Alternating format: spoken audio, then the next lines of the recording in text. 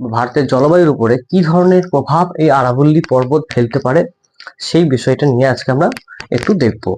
তো কি ধরনের প্রভাব ফেলতে পারে, যদি এখানে আরাবল্লী পর্বতের 90% পাহাড় ভেঙে দেওয়া হয়, মানে যেগুলি 100 মিটারের নিচে অবস্থান করছে, ঠিক আছে, সে সমস্ত পাহাড় ভেঙে দেওয়া হয়। 100 মিটার মানে কি তার আগে বলে দিই, 1 মিটার, ধরো একটা একতলা বাড়ি মোটামুটি 3 থেকে 3.5 মিটার হয়, মানে একতলা বাড়ির ছাদ অব্দি 3 থেকে 3.5 মিটার হয়। তাহলে সেখানে 100 মিটার মানে বুঝতেই পারছো মোটামুটি 30 তলা কাছাকাছি ধরো। হ্যাঁ, 3 3 90, হ্যাঁ ওইরকমই ধরো, 30 তলা কি 32 33 তলার মতন ধরো। তো ওই রকম একটা হাইটের যে পাহাড়গুলিকে যদি ভেঙে দেওয়া হয়, তাহলে তার সাইড এফেক্ট বা তার ভাঙার কারণে ভারতের জলবায়ুর উপরে কি ধরনের প্রভাব মানে বিস্তার হতে পারে, সেই সম্পর্কে আমরা আজকে জানবো। আরাবল্লী পর্বত যদি না থাকে তাহলে কি হবে, এখানকার যে সমস্ত, এখানে আমরা জানি ভারতের থর মরুভূমি রয়েছে এই জায়গাটাতে, এটা আমি মুছে দিচ্ছি। এখানে আমাদের ভারতের থর মরুভূমি রয়েছে। এই থর মরুভূমির বাতাস সোজা চলে আসবে উড়ে হচ্ছে আমাদের ভারতের দিল্লিতে।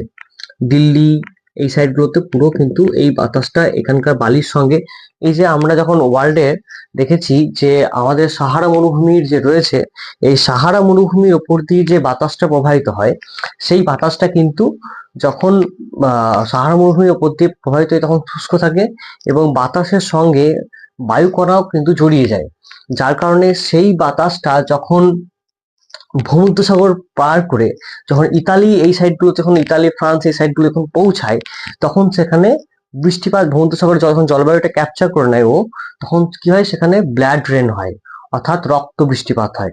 ওই যে বালিটা সাহারভূমিতে এনেছিল, সেই বালিটা বৃষ্টির জলকণার সঙ্গে জমে লাল হয়ে, মানে লাল লাল কালারের বৃষ্টির ফোঁটাগুলো লাল কালারের হয়ে ভূপৃষ্ঠে পড়তে থাকে, যাকে আমরা ব্লাড রেন বলি।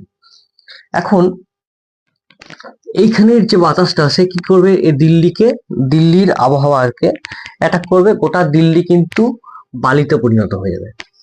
ঠিক আছে, আর কি হতে পারে, আমরা এখানে জানি এখানে আমাদের শিবালিক হিমালয় রয়েছে, আমরা হিমালয়ের 4টে ভাগ পড়েছি, সেই শিবালিক হিমালয় রয়েছে। এই শিবালিক হিমালয় বা হিমালয়ে গিয়ে কিন্তু আঘাত করবে এই বাতাসটা এখানে, যদি আরাবল্লী পর্বত না থাকে। দেখো, আমি মানছি যে 100 মিটারের ওপর যে সমস্ত পাহাড়গুলি রয়েছে, মানে সেগুলি যদি কেউ থাকে, তাহলে টোটাল যে মাউন্টেন, আরাবল্লী টোটাল হিলটাতে, মাউন্টেনটাতে কি হবে, 10%